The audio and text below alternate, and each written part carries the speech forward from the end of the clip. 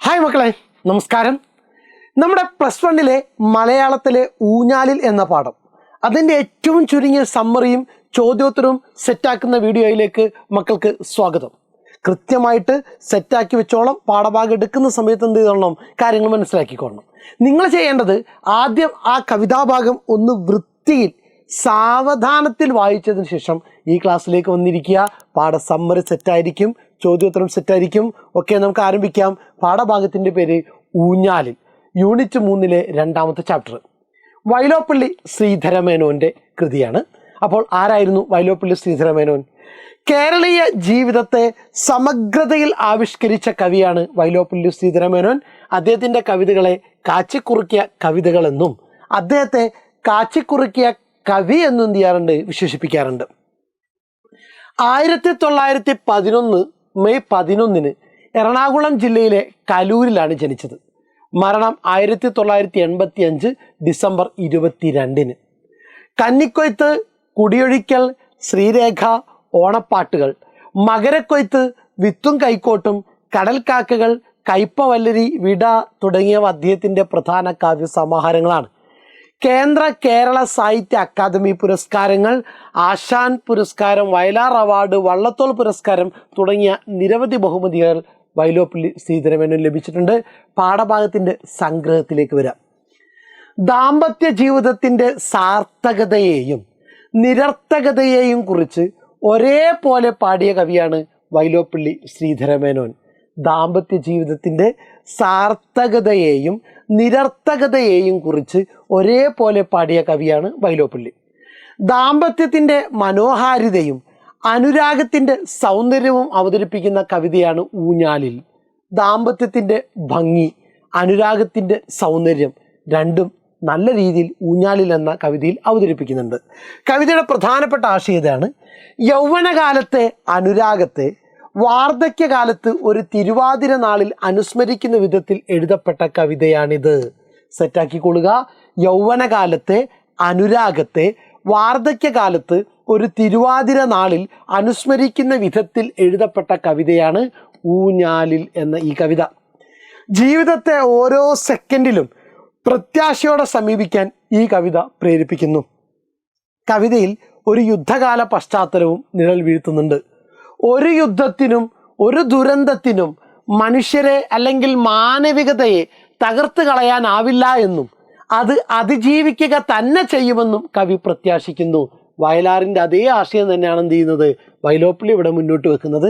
ഒരു യുദ്ധം നടന്നാലും എത്ര ദുരന്തങ്ങൾ വന്നാലും മാനവികതയെ തകർത്ത് കളയാനാവില്ല എന്നും അത് അതിജീവിക്കുക തന്നെ ചെയ്യുമെന്നും കവി പ്രത്യാശിക്കുന്നു.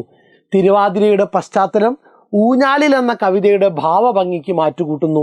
ദാമ്പത്യ ജീവിതത്തിൻ്റെ ഭദ്രതയും പൊരുത്തവും ദൃഢതയും പ്രഖ്യാപിക്കുന്ന കവിതയിൽ ഗ്രാമീണ ജീവിതത്തിൻ്റെ നന്മകളും വരച്ചു കാട്ടുന്നു. സെറ്റാണല്ലോ. നമുക്ക് ആദ്യത്തെ ചോദ്യം, ഊഞ്ഞാലിൽ എന്ന തലക്കെട്ട് കവിതയ്ക്ക് എത്രമാത്രം ഉചിതമാണ് പരിശോധിക്കുക.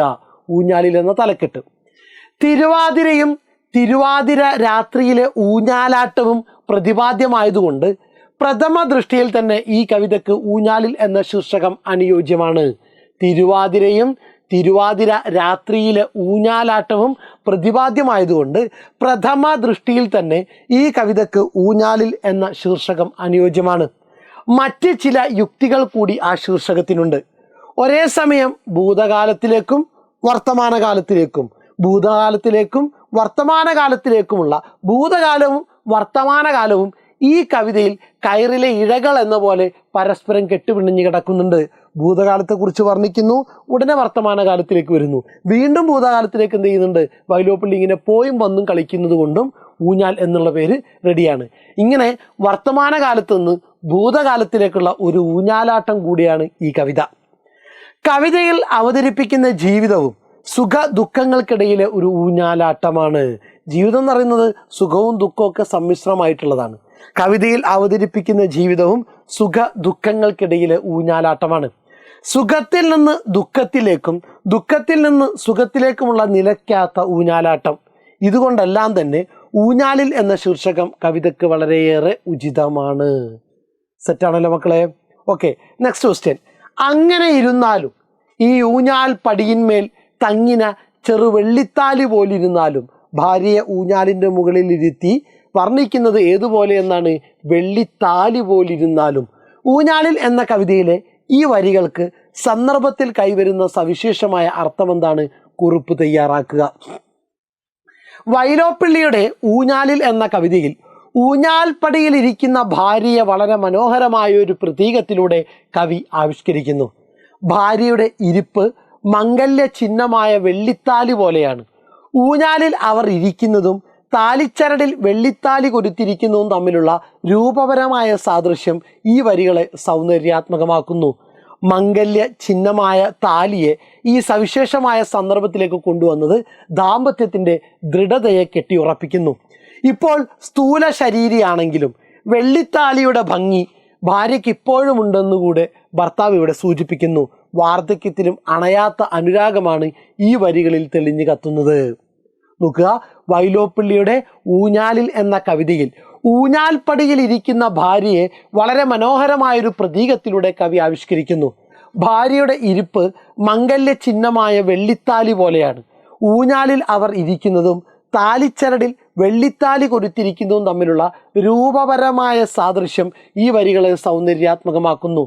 മംഗല്യ ചിഹ്നമായ താലിയെ ഈ സവിശേഷമായ സന്ദർഭത്തിലേക്ക് കൊണ്ടുവന്നത് ദാമ്പത്യത്തിൻ്റെ ദൃഢതയെ കെട്ടിയുറപ്പിക്കുന്നു. ഇപ്പോൾ സ്ഥൂല ശരീരിയാണെങ്കിലും വെള്ളിത്താലിയുടെ ഭംഗി ഭാര്യയ്ക്ക് ഇപ്പോഴും ഉണ്ടെന്നുകൂടെ ഭർത്താവ് ഇവിടെ സൂചിപ്പിക്കുന്നു. സെറ്റാക്കിക്കൊള്ളുക. മാവുകൾ പൂക്കും, മാനത്തമ്പിളി വികസിക്കും, മനുഷ്യർ പരസ്പരം സ്നേഹിക്കും വിഹരിക്കും. ഊഞ്ഞാലിൽ എന്ന കവിതയിലെ ഈ വരികളിൽ തെളിയുന്ന ആശയം എന്താണ്? മാവുകൾ ഇനിയും പൂക്കും, മാനത്ത് അമ്പിളി വികസിക്കും, മനുഷ്യർ പരസ്പരം സ്നേഹിക്കും, ഒരുമിക്കും.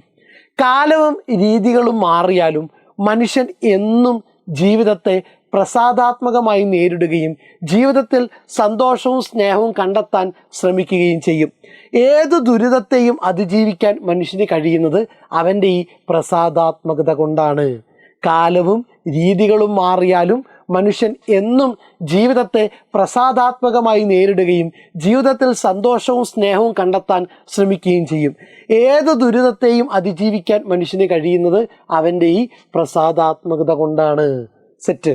നോക്കുക, ഉയിരിൻ കൊലക്കൊടുക്കാക്കാവും കയറിനെ ഒഴിഞ്ഞാലാക്കി തീർക്കാൻ കഴിഞ്ഞതല്ലേ ജയം. മനുഷ്യ ജീവിതത്തെക്കുറിച്ച്, മാനവ ജീവിതത്തെക്കുറിച്ച് കവിയുടെ നിരീക്ഷണം ഈ വരികളിൽ പ്രതിഫലിക്കുന്നത് എങ്ങനെയാണ്? ഊഞ്ഞാലിൽ എന്ന കവിതയിൽ ദാമ്പത്യത്തിൻ്റെ സൗന്ദര്യഭാവം ആവിഷ്കരിക്കുന്നതോടൊപ്പം ലോക മഹായുദ്ധകാലത്തിൻ്റെ ഭീകരതയും വിഷമതകളും തുടർച്ചയായി വരുന്നു. എന്നാൽ ജീവിതത്തിലെ സങ്കടങ്ങൾക്ക് മുകളിൽ സന്തോഷത്തിൻ്റെ വിജയം ആണ് ഉണ്ടാകേണ്ടത് എന്ന ദാർശനിക ചിന്തയാണ് വരികളിലൂടെ കവി പറയാൻ ശ്രമിക്കുന്നത്. മരണഭയത്തിൽ നിന്നുള്ള നിരാശയിൽ നിന്ന് പ്രതീക്ഷയുടെ പ്രത്യാശയിലേക്ക് വളർത്തുന്നതാണ് ആത്മഹത്യക്കുള്ള ഉപകരണമായ കയറിനെ ആനന്ദത്തിനുള്ള ഉപാധിയാക്കി മാറ്റുക എന്നത്. ഇങ്ങനെ നമ്മുടെ മനോഭാവങ്ങളിൽ മാറ്റമുണ്ടാകണം. പരസ്പര സ്നേഹത്തിലൂടെ ജീവിതത്തിലെ കയ്പുകളെ മധുരതരമാക്കണമെന്ന സന്ദേശമാണ് ഈ വരികളിൽ പ്രതിഫലിക്കുന്നത്. സെറ്റല്ലേ? റെഡിയാക്കിക്കൊള്ളുക, പഠിച്ചോളുക. Okay, thank U.